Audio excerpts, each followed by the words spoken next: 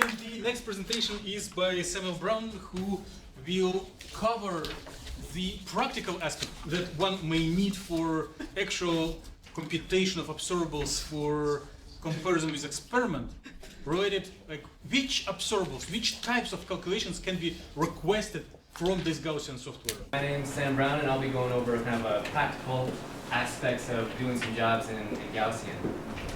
So my presentation will kind of go over what the past two presentations talked about with methods and then basis sets. But to perform any calculation, there's three main components that need to be done. So you have the job type, the method, and the basis. So looking into the Gaussian software, we've seen this all before. There's the job type where you have energy, the drop-down menu with various different job types. Then there's also the method that can be done, which was talked about in the last presentation. And then there's also the basis that was talked about, I guess, in the last presentation, the method 2 ago. So job types, I went onto the Gaussian website and pulled up all the different job types that they have: single point, optimization, frequency. So these are some of the different job types that you can do when you pull down the optimization, or just the job types. We've all seen this: energy, optimization, frequency.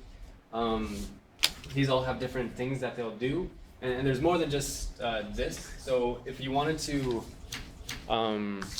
use a different type of job type that's not listed on there, to do this, you would click into the blank at the bottom, like this, and then you'll type in at the additional keywords somewhere the job type that you actually want to do.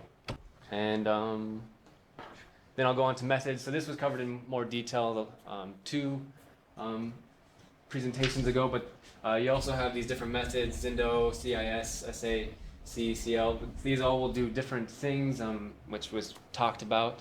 So we can use these different methods to predict different molecular properties. So here's a list that's probably fairly hard to see, but say you wanted to look at the thermochemical analysis, you can do like a frequency type of analysis.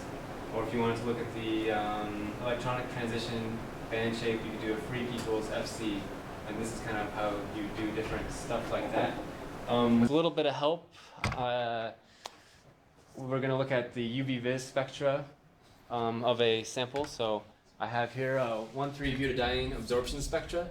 So we've all worked with this molecule, and you can see there's an absorption that goes in at around a peak around 210 nanometers, which is what was calculated.